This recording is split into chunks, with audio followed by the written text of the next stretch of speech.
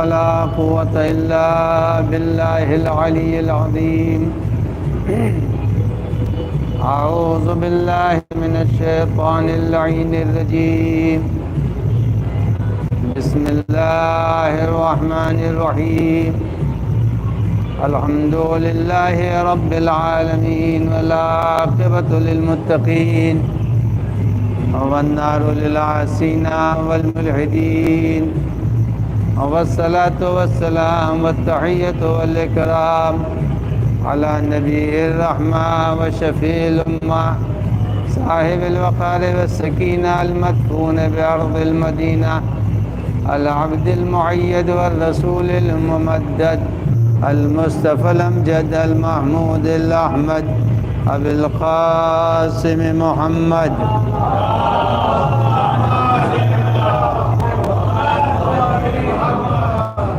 وعلى ابن عمه ووزيره ووصيه وخليفته نور الأنوار حجج الجبار والد الأئمة الأطهار قسيم الجنة والنار المولود في البيت ذي الأستار إمام المشارق والمغارب الذي يحبه فرض على الحاضر والغائب غالب كل غالب علي بن أبي طالب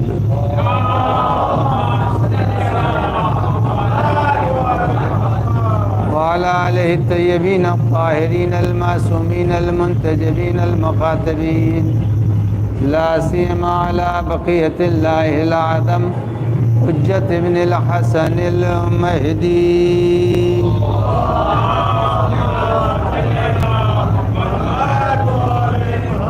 روحي وأرواح العالمين له الفداء واللعنة الدائمة الباقية على أعدائهم أجمعين من ليلنا هذا إلى قيام يوم الدين. أما بعد فقد قال الله الحكيم في كتابه الكريم بسم الله الرحمن الرحيم إنما يريد الله ليذهب عنكم الرجس أهل البيت ويطهركم تطهيرا.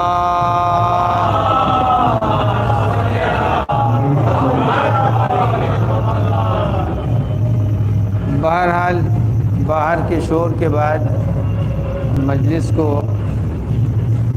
اپنے سامعین تک پہنچانا یہ دو پھیپھڑے کا کام نہیں ہے. اس کے لیے 4 پھیپھڑا درکار ہے، تبھی آواز پہنچ سکتی ہے اور ہم اپنی بات کو پہنچا سکتے ہیں. لیکن میں 4 پھیپھڑے والا بھی نہیں ہوں، 2 ہی پھیپھڑے سے اپنی بات کو پہنچاؤں گا. آپ حضرات اگر اور سمٹ کے آ جائیں تو ہمیں بھی آسانی ہوگی اور آپ تک آواز بھی صاف پہنچ جائے گی. ایک صلوات پڑھ دیں محمد وآل محمد.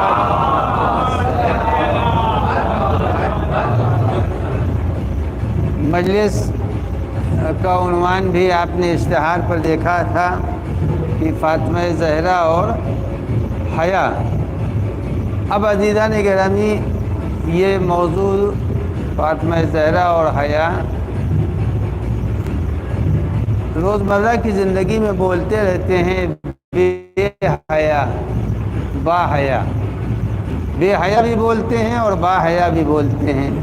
بولنے کو تو بولتے ہیں لیکن حیا کے معنی نہیں معلوم کہ حیا کہتے کس کو ہے. تو اب ضرورت یہ ہے کہ پہلے حیا کو سمجھ لیا جائے. جب حیا کو سمجھ لیں گے، حیا کی لفظ فقط اور فقط فاطمہ زہرا سے اس کا کوئی ربط نہیں ہے، بلکہ ہماری اور آپ کی زندگی میں اس حیا کے لفظ کو معصومین علیہ السلام نے استعمال کیا ہے. قرآن مجید میں 4 آیتیں ہیں جہاں لفظ حیا پایا جاتا ہے. انسان میں 2 چیزیں ہیں، ایک خواہشات ہیں اور ایک عقل ہے. عقل اور خواہشات 2 الگ الگ قوتیں ہیں. جب کبھی عقل ہار جائے اور مغلوب ہو جائے اور خواہشات غالب ہو جائیں تو وہاں حیا نہیں ہوتی، اور جب عقل غالب ہو جائے خواہشات پر تو وہاں عقل کی حکومت ہوتی ہے. اب میں آپ کے سامنے مثال، یہ ہماری روزمرہ زندگی میں دیکھنے میں ملتا ہے۔ آپ نے دیکھا ہوگا، غور کیا ہوگا، ماہ مبارک رمضان جب آتا ہے، آدمی کسی وجہ سے مسافر ہے یا بیمار ہے، روزے نہیں رکھتا، لیکن روزے دار کے سامنے کھاتا نہیں ہے۔ کھاتا نہیں، کیوں نہیں کھانا بھائی؟ جب اس پر روزہ اللہ نے واجب نہیں کیا تو کھانا چاہیے۔ کہا نہیں، حیا روک رہی ہے۔ یہی حیا کا عقل کی حکومت جب ہوتی ہے تو آدمی ہمیشہ وہ کام کرتا ہے جو کام پروردگار عالم کی مرضی کے مطابق ہو۔ تو حیا، اور آگے بڑھ جائیے، آپ دیکھیے جب بھی کہیں حکومت ہوگی عقل کی تو وہاں حیا خود بخود پیدا ہو جائے گی، اور جب عقل کی حکومت نہیں ہوتی تو وہاں پر انسان پھر وہ عمل انجام دے گا جس کے اندر عقل کا پہلو نہیں پایا جاتا۔ آپ دیکھ لیجئے کہ بہت سے لوگ وہ ہیں جو اپنے گھروں سے نکلتے ہی نہیں بنیان پہن کے، اپنے گھر سے بنیان پہن کے نہیں نکلیں گے، جب نکلیں گے ایک مناسب لباس پہن کے نکلتے ہیں۔ بھائی بنیان پہن کے نکلنے میں کیا ہے؟ کہا نہیں، حیا مانے ہے میں اس انداز سے کبھی نکلا نہیں ہوں۔ تو اب معلوم یہ ہوا کہ حیا ہر انسان کے اندر پائی جاتی ہے۔ اب اگر حیا کو دیکھنا کہ حیا کہتے کس کو ہیں، تو بس دو جملوں میں حیا کو سمیٹ کر میں آپ کے سامنے پیش کر دوں۔ حیا کے معنی کیا ہیں؟ حیا کی تعریف ہے بہت آسان۔ الحیا اما لا یحل، حیا نام ہے اس عادت کا، انسان کا اس جگہ کے اوپر نہ جانا جہاں کے اوپر جانا حلال نہ ہو۔ ہر وہ عمل جو حلال نہیں ہے اگر اس سے انسان اپنا رہا ہے تو وہ حیا ہے، اور اگر اسے چھوڑ رہا ہے تو بے حیائی ہے۔ تو اب معلوم یہ ہوا حیا کے معنی یہ ہیں کہ آدمی ان جگہوں پر نہ جائے ما لا یحل، جو اس کے لیے حلال نہیں ہے۔ اب جب حلال نہیں ہے تو بہت سی چیزیں، اب آپ غور کرتے جائیے تعریف کے اندر، جن جگہوں کے اوپر جو جگہیں حلال نہیں ہیں وہاں کے اوپر جانا حیا نہیں، بے حیائی ہے۔ اب میں بارہا کہہ چکا ہوں، ابھی بھی کہہ دیتا ہوں، اگر آدمی اپنے گھر میں ہے وہاں بھی بے حیائی کا انداز، بالخصوص نوجوان اپنے گھر میں ہے، رات کا سناٹا ہے، نہ وہ پارک میں ہے اور نہ تو سمندر کے کناروں میں ہے، نہ سنیما ہال میں، کہیں نہیں ہے، مگر وہاں بھی بے حیائی کا انداز اس میں زندہ ہے۔ آپ کہیں گے وہ کیسے زندہ ہے؟ کہ اگر اپنے موبائل پر ان مناظر کو دیکھ رہا ہے جو مناظر شریعت نے جائز قرار نہیں دیے ہیں، اما لا یحلو، تو اب معلوم ہوا وہ عمل انجام دینا کوئی نہیں ہے۔ اپنا تنہا یہ انسان اپنے موبائل میں ان مناظر کو دیکھ رہا جو منظر نہیں دیکھنا چاہیے، اس کو کہتے ہیں بے حیائی۔ تو بے حیائی کے لیے یہ نہیں ہے کہ پبلک میں بے حیائی ہو، بے حیائی آدمی کے لیے تنہائی میں بھی بے حیائی ظاہر ہوتی رہتی ہے۔ اب وہ یہ اور بات ہے کہ اس بے حیائی سے یا وہ باخبر ہے یا خود انسان باخبر ہے، تیسرا کوئی باخبر نہیں ہوتا۔ تو اب بے حیائی، حیا ما لا یحلو، جو چیز حلال نہیں ہے وہاں سے آدمی کو پرہیز کرنا چاہیے، یہی حیا ہے۔ اب قرآن مجید نے 4 آیتیں نہیں پڑھوں گا، 2 ہی آیت پڑھوں گا۔ یہ فقط یاد رکھیے گا کہ قرآن مجید کرتا ہے یحسبہم الجاہل من الاغنیاء من التعفف، یہ بھی عفت جس کو بولتے ہیں، عفت ہی کے معنی حیا کے ہیں، کہاں بے عفت ہیں، عفت کے معنی ہی حیا ہیں۔ اب وہ قرآن مجید کہتا ہے کچھ لوگ، دیکھیں 2 آدمی ہیں، کہتے ہیں قرآن مجید نے کہا کچھ وہ افراد ہیں جو کہ یحسبہم الجاہل اغنیاء، کہتے ہیں کہ بے ناواقف افراد، 2 طریقہ، ناواقف افراد جب دیکھتے ہیں ٹھیک ٹھاک کپڑا ہے، ٹھیک ٹھاک لباس ہے، ٹھیک ٹھاک انداز ہے، اچھا ہاتھ میں موبائل بھی ہے۔ بھائی یہ ساری چیزیں، یہ بتائیے اہل بیت غریب تھے تو غریب، مگر یہ نہ سمجھیے کہ ان کے ہاں غربت اس وجہ سے تھی، نہیں، اتنا بانٹ دیتے تھے کہ قرآن کو روکنا پڑا۔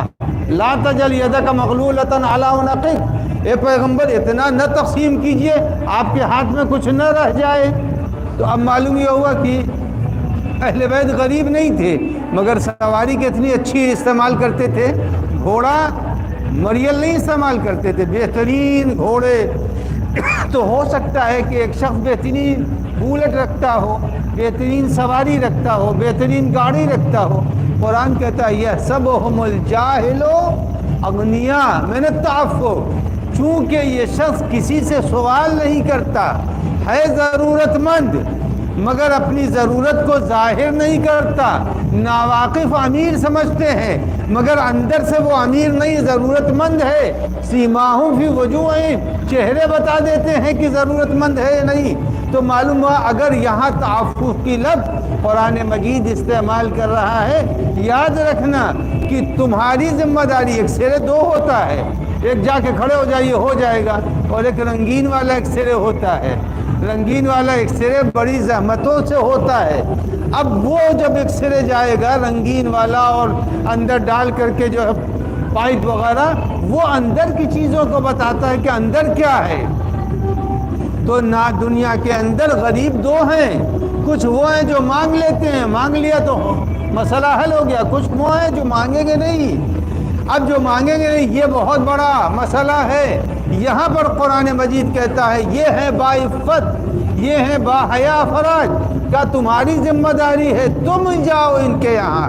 اور وہی عمل ہم نے مادر فاطمہ زہرا سلام اللہ علیہا میں دیکھا۔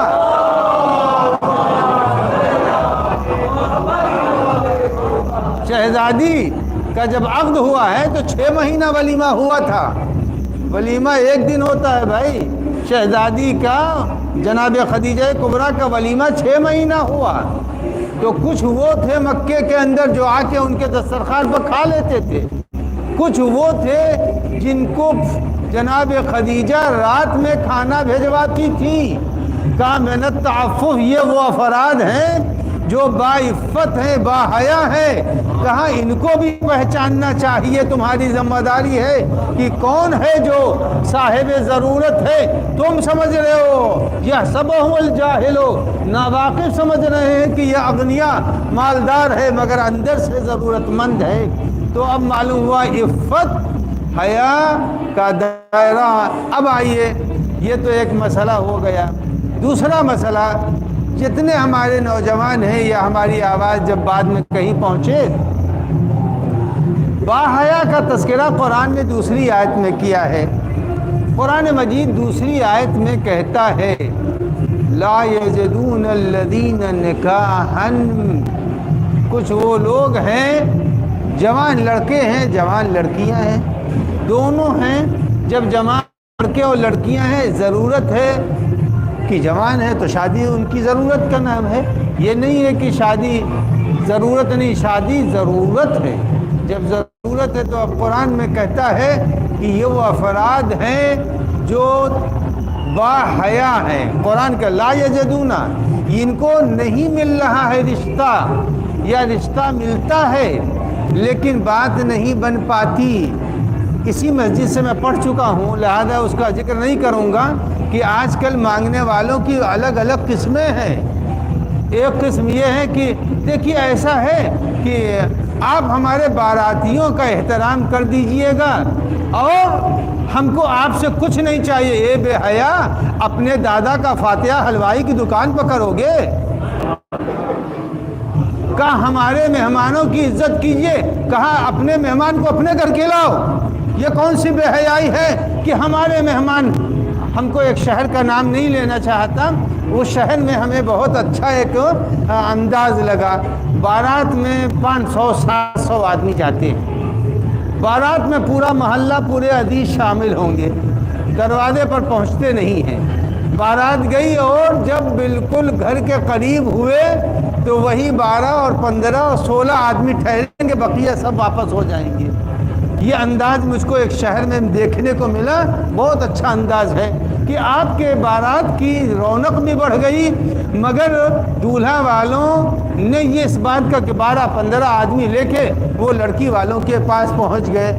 اب قرآن مجید کہتا ہے اگر تمہاری زندگی میں ایسے حالات پیدا ہو جائیں کہ لڑکے اور لڑکی دونوں شادی نہیں کر سکتے مگر ضرورت ہے شادی کی، تو اب قرآن مجید کہتا ہے کہ یہ وہ لوگ ہیں جو باعفت ہیں، یہ وہ لوگ ہیں جو باحیا ہیں۔ تو اب معلوم ہوا کہ حیا اور عفت کا دائرہ فقط عورتوں سے ربط نہیں رکھتا کہ عورت باعفت ہونی چاہیے، عورت باحیا ہونی چاہیے۔ ارے حیا کا لفظ اور عفت کی لفظ مرد کے لیے بھی ہے، عورت کے لیے بھی ہے۔ یہ اصلاً نہیں ہے کہ فقط جتنی چیزیں سب عورت کے لیے لگا دیجئے، عورت میں عفت ہونی چاہیے۔ اب قرآن مجید نے کیا حکم دیا ہے آپ اسی آیت کریمہ جس کی میں نے ابھی تلاوت کی ہے، اسی آیت میں قرآن کہتا ہے کہ پردہ عورت پر واجب تھوڑی ہے، خالی صرف عورت پر پردہ واجب نہیں ہے، کہ ان پر پردہ واجب ہے کپڑے کا، آپ پر بھی پردہ واجب ہے نگاہوں کا۔ تو اب قرآن کہتا ہے کہ تم اپنی نظروں کو جھکا لو، جب تم کسی عورت کو دیکھو کہ وہ جا رہی ہے تو اب تم نگاہ یعنی تم پر پردہ سی کیمرے والا لگا دیا ہے، عورت پر پردہ برقعے والا لگایا ہے۔ تو یہ برقعے والا اور بغیر برقعے والے کی شناخت تو آسان ہے، لیکن یہ والا جو پردہ ہے نگاہوں والا پردہ، اس کی پکڑ کوئی اور نہیں کر سکتا ہے، اس کی پکڑ وہی کرے گا جس نے نظر دی ہے، وہ پکڑ کرے گا کہ تم نے کس کو دیکھا کس کو نہیں دیکھا۔ تو عفت کی لفظ فقط اور حیا کی لفظ فقط یہ عورت سے مربوط نہیں ہے، حیا کا دائرہ مرد کے لیے بھی ہے اور حیا کا دائرہ عورت کے لیے بھی ہے۔ تو اب یہ کہنا کہ عفت اور حیا فاطمہ زہرا نہیں، فاطمہ زہرا کو چھوڑ دیجئے، پہلے ابھی اپنے معاشرے میں حیا اور عفت کو دیکھیے کہ حیا اور عفت کے معنی کیا ہے۔ نہ مرد خالی ہے نہ عورت خالی ہے، حیا کا دائرہ مرد کے اوپر بھی یہ قانون نافذ ہے، عورت کے اوپر بھی یہ قانون نافذ ہے۔ جب عورت پر بھی یہ قانون نافذ ہے، مرد پر بھی قانون نافذ ہے، تو اب فقط فاطمہ زہرا کے سراپے اور وجود میں عفت کو تلاش نہیں کرنا ہے، پہلے یہ دیکھنا ہے کہ ہم جس کو مان رہے ہیں ہم نے وہ اپنے اندر وہ عفت کتنی ہمارے اندر عفت ہے، یہ قرآن مجید کی آیت کی روشنی میں۔ اب آخری بات ایک عرض کر دوں، اس لیے کہ ماشاءاللہ ہم سے تیز آواز ہے، ہم زیادہ کچھ کہہ تو نہیں سکتے ہیں۔ اور اب آئیے فاطمہ زہرا سلام اللہ علیہا کی حیات،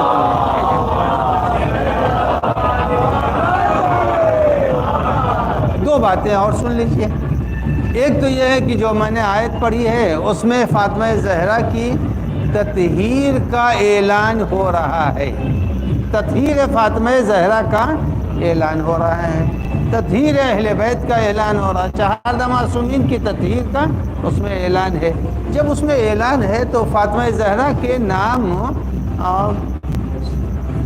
300 یا کچھ کم و بیش ہیں، مگر اس میں مشہور جو نام ہے فاطمہ ہے اور طاہرہ ہے۔ تو اب یہ فاطمہ اور طاہرہ دونوں ناموں کی طرف اشارہ کروں اور آپ کی زحمت کو تمام کر دوں۔ طاہرہ کے معنی کیا ہیں؟ طاہرہ کس کو کہتے ہیں؟ روزمرہ کی زندگی میں بولا جاتا ہے فلاں چیز طاہر ہے فلاں چیز طاہر نہیں ہے، تو طاہر کے معنی ہوتے ہیں پاک اور پاکیزہ کے۔ تو اب یہ بات ہم کسی نجس چیز کو جب پاک کرتے ہیں تو کاہے سے پاک کرتے ہیں؟ یا پانی سے دھو دیا پاک ہو گئی، یا جو ہے وہ اگر کہیں کوئی ایسی چیز ہے جو گھاس ہے درخت ہے پتے ہیں جو نجس ہوئے ہیں کسی وجہ سے، اگر اس کے اوپر براہ راست سورج کی دھوپ پڑ رہی ہے تو وہ پاک ہو جائے گا۔ یا مثلا چھڑی کی نوک ہے اور جوتے کے تلے ہیں، اگر وہ نجس ہو گئے آپ چلیے اور جب چلیں گے کچھ دیر کے بعد وہ خود تلے پاک ہو جائیں گے۔ تو یا سورج پاک کرتا ہے یا زمین پاک کرتی ہے یا پانی پاک کرتا ہے، یہی 3 چیزیں تو پاک کرتی ہیں۔ اچھا جب پانی بن گیا، جب زمین بن گئی، جب سورج بن گیا، جو ان کی پیدائش کے بعد پیدا ہوگا وہی تو ان چیزوں سے فائدہ اٹھائے گا۔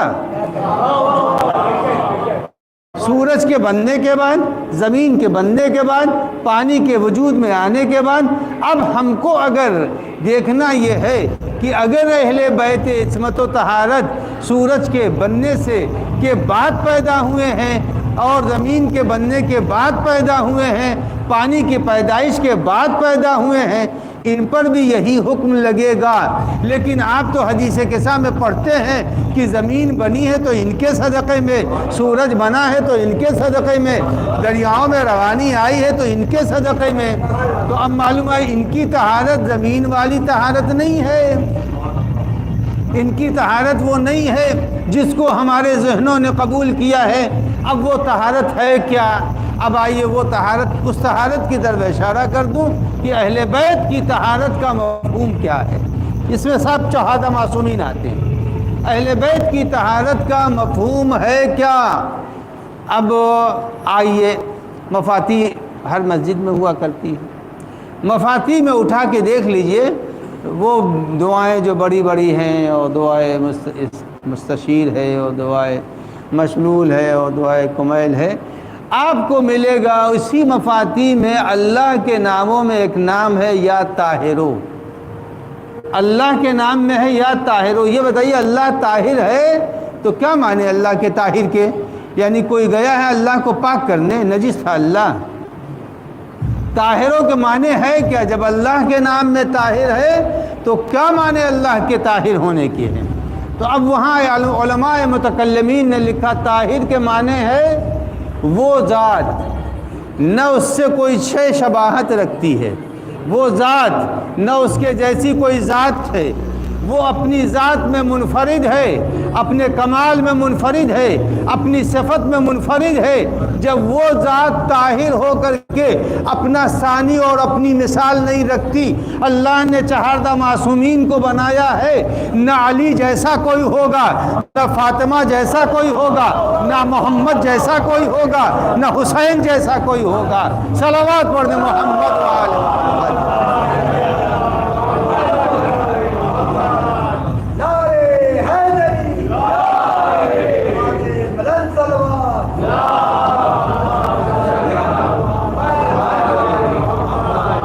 اب یہ بات طے ہو گئی، اللہ جب طاہر ہے تو اللہ کی طہارت کا مفہوم یہ ہے اس کے جیسی ذات نہیں، اس کے جیسی صفت نہیں، نہ اس کی قدرت کا کوئی مقابلہ کر سکتا ہے۔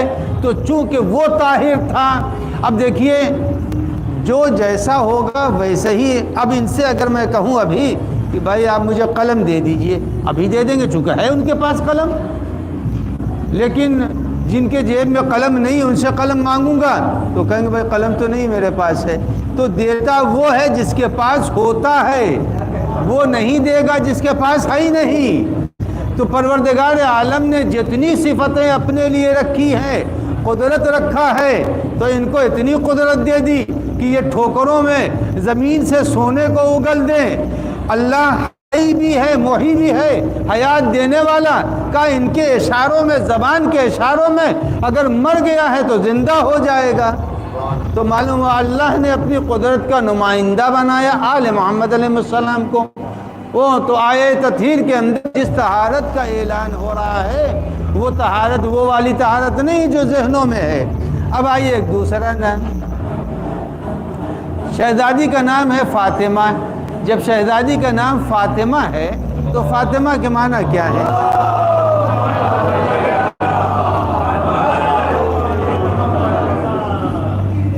فاطمہ کے نام ہے کیا؟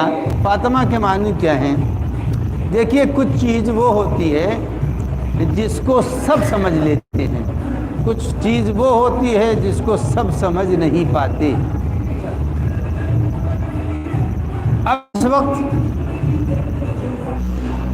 جتنے بھی میرے سامنے بیٹھے ہیں سب کو معلوم ہے کہ یہ لکڑی کا بنا ہوا ممبر ہے، اس کے اوپر کالا غلاف ہے، نیچے ایک عدد کوئی نرم سا گدا وغیرہ یا کوئی موٹی جانماز ڈال دی گئی ہے، سب کو معلوم کہ اس سے زیادہ اس کے اندر کوئی چیز نہیں ہے، لیکن اب اس موبائل کے اندر کتنے سسٹم ہیں وہ کوئی نہیں بتا سکتا، لیکن جب موبائل ہی کے اندر نہ جانے کتنے سسٹم ہیں اسے وہی بتائے گا جو اس کو بنا رہا ہے یا جس نے بکلیٹ دی ہے اس کے اندر سسٹم بتا دیا گیا ہے۔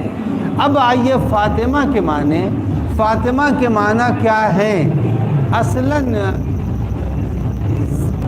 فاطمہ زہرا کی آمد ہی دنیا میں انبیاء کے ذریعے نہیں ہوئی ہے، جتنے بھی ہمارے معصومین علیہ السلام ہیں ان میں فقط فاطمہ زہرا ہیں جو براہ راست عالم نور سے پیغمبر کو عطا کی گئیں، ورنہ تمام ہمارے معصومین ایک دوسرے کے صلب سے آئے ہیں، ایک انبیاء کے صلب سے آتے آتے آتے، اسی لیے پیغمبر نے فرمایا ہم سب نکاح سے پیدا ہوئے ہیں، ہم کوئی صفات سے پیدا نہیں ہوئے، لیکن فاطمہ زہرا اکیلی خاتون ہے جس کی عظمت کے لیے یہی کافی ہے کہ اللہ نے معراج پر بلایا، یعنی قرآن کو بھی زمین پر بھیج دیا ہے، قرآن کو زمین پر آیا ہے، مگر صاحب قرآن کو فاطمہ کے لیے آسمان پر بلایا۔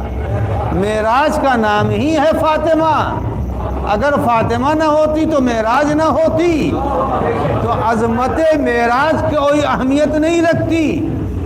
اللہ نے کہا معراج میں نے اس لیے بلایا ہے معراج پر تاکہ وہاں آپ کو فاطمہ حوالے کروں گا، تو سارے انبیاء کے ذریعے سے معصومین آئے، لیکن فاطمہ زہرا شہزادی اکیلی ہیں جن کو پروردگار عالم نے نبی کو وہاں بلایا اور بھیج دیا۔ شہزادی دنیا میں پیغمبر کے ذریعے براہ راست آئی ہیں۔ اب فاطمہ، اب دیکھیے فاطمہ کے اصل معنی کیا ہوئے؟ فتمو ان کنہا، یعنی حقیقت زہرا سلام اللہ علیہا کو کوئی سمجھ ہی نہیں سکتا ہے۔ اب ایک بات بہت طولانی ہو جائے گی، اس سے نہیں پڑھوں گا، اس لیے کہ جو ماحول ہے وہ دھم دھم کا ہے، اس میں کیا پڑھے کوئی، لیکن بہرحال فاطمہ زہرا کی حقیقت کو کوئی سمجھ نہیں سکتا، مگر اتنا ہے کہ فاطمہ زہرا کی عظمت کو اگر سمجھنا ہے تو ذرا سا مقابل کو لا کر کے دیکھ لیجئے۔ پیغمبر نے فرمایا کہ لولا علی لما لفاطمہ کفو، اگر علی نہ ہوتے تو فاطمہ کا کوئی ہمسر نہ ہوتا، کوئی مقابل نہ ہوتا۔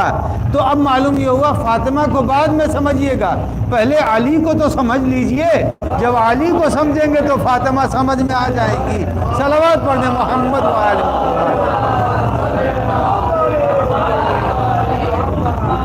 اب امیر المومنین کو سمجھنا ہے، اگر وہ سمجھ میں آ جائیں تو ہم امیر المومنین کے لیے تو اتنا ہی جانتے ہیں کہ امیر المومنین نہ تو ان کے ضرب کا کوئی مقابلہ کر سکا، ایک ایسی ضرب تھی کہ ضربت علی یوم الخندق افضل من عبادت ثقلین، عبادت ثقلین یعنی زمین و آسمان پر جتنے بھی عبادت گزار ملائکہ کروبین سب سے افضل ہے، جس کی ایک تلوار ہماری بندگی سے افضل ہو، اس علی کو کون سمجھے گا؟ اب آئیے آخری بات عرض کر دوں کہ عفت جو فاطمہ زہرا کے نام کے سامنے مولانا وقار صاحب قبلہ نے جو ہمیں موضوع دیا، حیا اور عفت فاطمہ زہرا، اب وہ آخری بات اس کی جتنے بھی میرے سامعین ہیں وہ سن لیں اس کو، کہ ایک صلوات پڑھ دے محمد والا۔ بس 2 حدیث سناؤں گا، اس کے بعد بات کو تمام کر دوں گا۔ ایک شخص نے امام جعفر صادق علیہ السلام سے گفتگو کی، امام سے وہ گفتگو کر رہا ہے، تو گفتگو میں امام نے فرمایا افضل العبادہ، سب سے افضل عبادت کیا ہے؟ تو جب امام نے فرمایا کہ افضل عبادت اگر ہے تو ایک صلوات پڑھ دے محمد وآل محمد.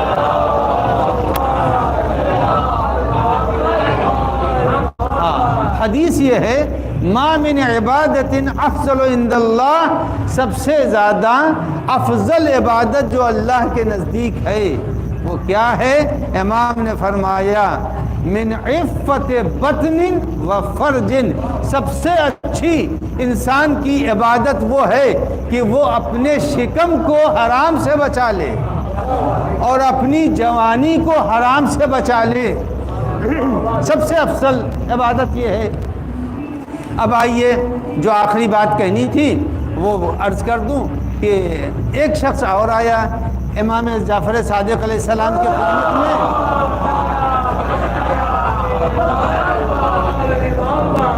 آیا اور آنے کے بعد کہتا ہے کہ مولا مجھ سے مستحب عمل نہیں ہوتا، مستحب روزے نہیں رکھے جاتے، مثلا مستحب نمازیں نہیں پڑھی جاتی، مستحب کام مجھ سے نہیں ہوتا. مگر اس نے امام سے کہا کہ مگر مولا میں دو کام ہر حال کرتا ہوں. امام نے کہا وہ دو کام کیا ہے؟ تو کہا کہ میں دو کام یہ کرتا ہوں کہ اپنے پیٹ کو حرام سے بچاتا ہوں اور میں نے کبھی زنا نہیں کی ہے. تو امام نے فرمایا کہ ایو جہاد افضل، سب سے بڑا جہاد یہی ہے کہ انسان اپنے پیٹ کو بھی بچا لے اور اپنے جسم کو بھی بچا لے. اب وہ قاتل زہرا کی طرف ذرا ذہنوں کو لے جائیے جن میں دونوں عمل پائے جا رہے تھے. صلوات پڑھ دے محمد وآل محمد.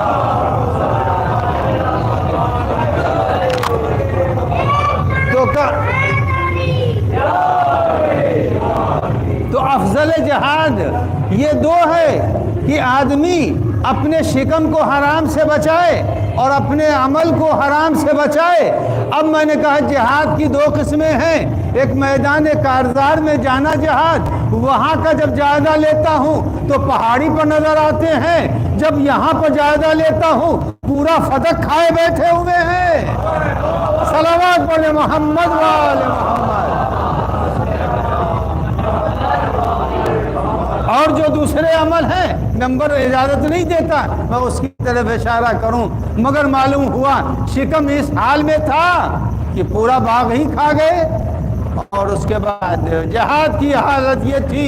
تو ایو جہاد افضل، امام نے فرمایا اس سے بڑا کوئی جہاد نہیں ہے. آدمی اگر مستحب چھوٹ رہا ہے، واجب پر عمل کر رہا ہے اور یہ دیکھتا ہے لقمہ حلال ہے یا حرام، بس لقمہ حلال کے اوپر زندگی گزار دے. اور جب جیسا کہ میں نے قرآن کی آیت پڑھا لا یجدون نکاحا، اور اگر لڑکے اور لڑکی جوان ہیں اور نہیں مل رہا ہے رشتہ، حالات نہیں بن رہے ہیں، تو اب معصوم نے فرمایا وہاں روزے رکھ لو، روزہ رکھ لو. روزہ رکھو گے تو تمہاری وہ ضرورت جس کو پروردگار عالم نے تمہارے لیے ضروری بیوی بنایا ہے یا بھی عورت کے لیے شوہر بنایا ہے، روزے رکھو. رب العزت فرماتا ہے ان اللہ مع الصابرین، اللہ صابرین کے ساتھ ہے. وَاسْتَعِينُوا بِالصَّبْرِ وَالصَّلَاةِ، روزے اور نماز سے مدد لو. جب تم روزہ رکھو گے تو تم اکیلے نہیں رہو گے، صابرین میں شمار ہوگا. جب تمہارا شمار صابرین میں ہے تو اللہ تمہارے ساتھ ہوگا، اور جس کے ساتھ اللہ ہوگا زندگی میں کوئی کبھی اکیلا نہیں ہوگا. صلوات پڑھ دیں محمد وآلہ.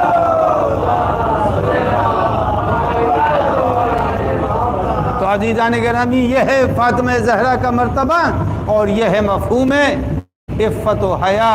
اور جب انسان کا پیٹ والے حرام سے بھرتا ہے تو دین کی باتیں اس پر عمل نہیں کرتی، جس کا تذکرہ سید الشہداء نے جو آخری منشور تھا، آخری تقریر جو کی تھی سب کی شہادت کے بعد، حضرت علی اصغر کی شہادت کے بعد جو تقریر کی ہے. اب بتائیے اس وقت امام فرما رہے تھے کہ میں سب کو معاف کر دوں گا، قاتل عباس کو، قاتل علی اصغر کو، سب کو معاف کر دوں گا. مجھے قتل اگر کر دیا تو اب کبھی نہیں بخشے جاؤ گے، میں زمین پر امام وقت ہوں. تو عظمت امام یہ ہے کہ امام کو حق حاصل ہے، عظمت اس میں اس فقرے میں ہے. مگر اس کے بعد جب کسی پر کوئی اثر نہیں ہوا تو امام نے فرمایا میں سمجھ گیا، ملعت بطونکم بالحرام، تمہارا شکم حرام سے بھرا ہے۔ جس کے پیٹ میں مال حرام ہوتا ہے وہ کبھی معصوم کی تقریر نہیں سنتا اور معصوم کی تقریر اثر نہیں کرتی۔ اب سمجھ میں آیا کہ اتنا بڑا واقعہ غدیر کیسے بھلایا گیا، چونکہ شکم میں مال حرام تھا۔ اگر شکم میں مال حرام نہ ہوتا تو واقعہ غدیر بھلایا نہ جاتا۔ اور عزیزو یہ سامنے ہم کو بولنے نہیں دیتا نا، ایک صلوات پڑھ دیں محمد وآل محمد۔ لیکن جا کے دیکھ لیجئے گا کہ لغت میں جہاں پر یہ تقسیم ہوئی ہے، جہاں پر یہ عمل انجام پایا، جہاں پر یہ پگڑی رکھی گئی، وہ جگہ اس کو کیا کہتے تھے؟ میں گیا تھا کچھ برس مدینے پہلے، تو مجھے جو وہاں کے ہمارے مقامی مخلص تھے، دوست تھے، انہوں نے مجھے سب مدینے کی جگہیں دکھلائی۔ وہ جگہ بھی دکھلائی جہاں جنازہ پیغمبر کو چھوڑ کے لوگ میٹنگ کر رہے تھے۔ اب نام نہیں لوں گا، آپ ایک صلوات پڑھ دیں محمد والا محمد۔ تو بس عزیزان گرامی، فاطمہ زہرا پر وہ مظلومیت کی فرماتی ہیں کہ بابا آپ کے بعد میری پسلیاں ٹوٹ گئی۔ اے بابا وہ بچہ جس کا نام آپ نے رکھا تھا محسن، وہ بچہ شہید ہو گیا۔ عزیزان گرامی، فاطمہ زہرا سلام اللہ علیہا شہادت پاتی ہیں اور ام المومنین غسل دیتے ہیں۔ جب ام المومنین نے غسل دیا تو دینے کے بعد ایک چیخ حضرت کی باہر سنائی دی۔ جب باہر چیخ سنائی دی تو جناب سلمان نے پوچھا مولا میں نے بڑے بڑے مارکے دیکھے مگر کبھی آپ کی چیخ نہیں سنی تھی۔ کہا اے سلمان، فاطمہ کا پہلو ٹوٹا ہوا تھا، لباس خون سے تر تھا، اللہ اکبر فاطمہ نے کبھی ظاہر نہیں کیا۔ جنازہ لا کے بیت الشرف میں رکھا، بچوں کو بلایا، بچے آئے۔ امام حسین کی عادت یہ تھی جب بھی گھر میں آتے تھے زہرا آغوش میں لے لیتی تھی، لیکن جس وقت امام حسین آئے ہیں ماں کو دیکھا، ہاتھ بلند نہیں ہوئے، ایک مرتبہ متوجہ ہوئے شاید آج ماں مجھے نہیں بلائیں گی، دنیا سے جا چکی ہیں، تو ایک جملہ کہا مادر گرامی اذا لقیت جدنا رسول اللہ فقرئیہ من السلام، اے مادر گرامی جب نانا سے ملیے گا میرا سلام کہہ دیجئے گا۔ اس کے بعد کہا ان سے کہہ انا قد بقینا بعدک یتیمین فی دار الدنیا، اور نانا کو یہ خبر دے دیجئے گا کہ میں دنیا میں یتیم ہو گیا۔ ارے لفظ یتیم سننا تھا، بندے کفن ٹوٹا، دو ہاتھ برآمد ہوئے، آ میرے لال آ جا، عالم ملکوت میں کو حرام مچ گیا، آواز آئی علی ہٹا لیجئے، مگر کربلا میں جب ارے باپ کے جنازے سے لپٹی شمر کا تادیانہ تھا، سنان کے نوزے کی یعنی تھی سے عالم چلی۔ یا اللہ یا اللہ یا اللہ یا اللہ یا اللہ یا اللہ یا اللہ۔